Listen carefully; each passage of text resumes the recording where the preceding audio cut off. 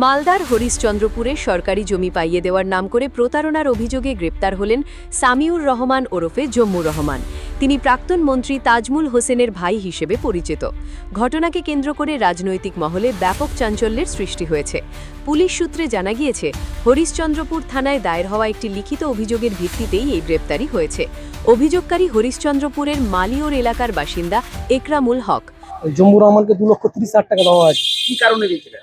জমির কারণ আমাকে জমি দেবো বলেছিল, জমি এখন আমাকে দেয়নি।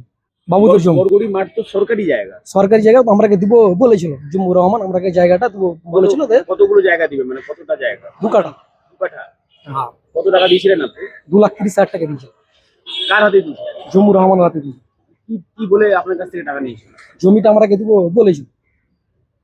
মানে সরকারি জায়গা পাইয়ে দিবে আপনাকে? হ্যাঁ, পাইয়ে দিয়ে বলেছিল। কত সালে এটা বলেছিল? আপনার বলেছিল ওটা 2023।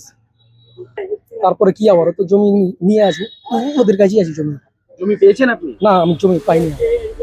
ঘটনা সামনে আসতেই বিজেপির তরফে তীব্র প্রতিক্রিয়া দেওয়া হয়েছে। বিজেপি মুখপাত্র অর্জুন কেশরীর দাবি, শুনেন, যবে থেকে গভর্নমেন্ট পাল্টেছে, এই তৃণমূল অপশাসনের যবে থেকে পতন হয়েছে, 4 তারিখের পর মানে জনগণ একটা আতঙ্কে ছিল, ভয়ে ছিল, এদের এগেনস্টে কেউ কথা বলতে পারতো না।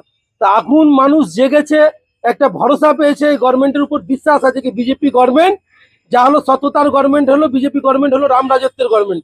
বিজেপি রাজত্বে কারো অন্যায়কে কোনো আশ্রয় দেওয়া হয় না। তখন মানুষ মুখ খুলছে, এতে খুব আমরা আনন্দিত। যারা এরা তো ভ্রষ্টাচারিতে লিপ্ত আছে, একাধিক চাকরির নামে এখানে কাচরা ফেলার জায়গা হয়েছিল, ওখান থেকে প্রচুর টাকা কালেকশন করেছে, ভেস্টের জায়গা থেকে। এদের তো এটাই কাজ ছিল, এদের তো তৃণমূলের এটাই কালচার ছিল হরিশ্চন্দ্রপুরের নেতাদের। তা তো হরিশ্চন্দ্রপুর জানে কি তাণ্ডবকে চালাতো জম্মু রহমান, ওদের কিছু বলা আছে, মন্ত্রীর ভাই ছিলেন, সবাই যতগুলা ছিল সবাই তো ভয় পেত, কেউ তো ভয় মুখ খুলতো না। কিন্তু এই গভর্নমেন্টের পতন হয়েছে, জনগণ মুখ খুলতে শিখেছে, এদের পতন অনিবার্য।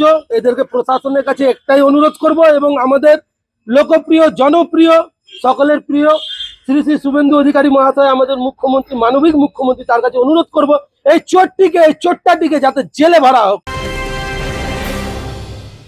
উত্তর 24 পরগনা ও তার আশপাশের এলাকার মানুষের সেবায় ক্যাথল্যাবের মতো অত্যাধুনিক সুবিধা নিয়ে পরিষেবায় ব্রতী সারদা মাল্টি স্পেশালিটি হাসপাতাল।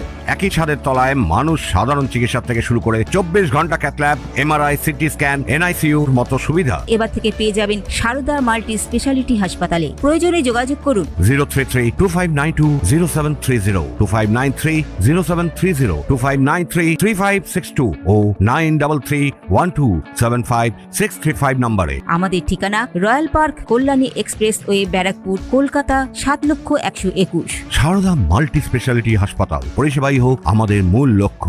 অন্যদিকে তৃণমূল কংগ্রেসের পক্ষ থেকে বিশ্বজিৎ ঘোষ জানিয়েছেন, জম্মু রহমান, যিনি সেখানকার তাজমুল হোসেন তার ভাই, যিনি পশ্চিমবঙ্গ সরকারের প্রাক্তন মন্ত্রী ছিলেন, তাকেও পুলিশ ধরেছে অভিযোগের ভিত্তিতে।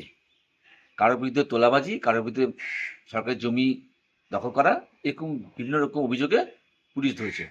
দেখুন, আইনের মতো চলবে। যারা অন্যায় করবে তাদের সাজা হবে। নতুন সরকার এসছে, নতুন প্রশাসন, তারা কাজ করছে। যদি এরা কোনো রকম অন্যায় করে থাকে বা কোনো দুর্নীতির কাজে জড়িত থাকে, তাহলে আইন প্রক্রিয়ার মধ্যে তাদের সাজা হবে। আর যদি না করে থাকে তাহলে তাদেরকে পুলিশ ছেড়ে দেবে। কিন্তু আইন মোতাবেক যদি তারা দোষী থাকে, তাদের সাজা, আইন প্রক্রিয়ার মধ্যে সাজার ব্যবস্থা হোক। এখানে কোনো রাজনীতি করার দরকার নেই।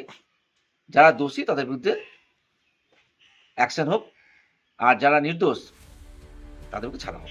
তবে অভিযুক্তের বিরুদ্ধে ওঠা সমস্ত অভিযোগ এখনও তদন্তাধীন এবং তার পরিবারের তরফ থেকে এই ঘটনায় কোনোরূপ প্রতিক্রিয়া পাওয়া যায়নি। পুলিশ গোটা ঘটনার তদন্ত শুরু করেছে এবং অভিযোগের সত্যতা খতিয়ে দেখা হচ্ছে। এখন নজর তদন্তের অগ্রগতি এবং মামলার পরবর্তী আইনি প্রক্রিয়ার দিকে। তনুজ জৈনের রিপোর্ট, নিউজ বেঙ্গল টুডে।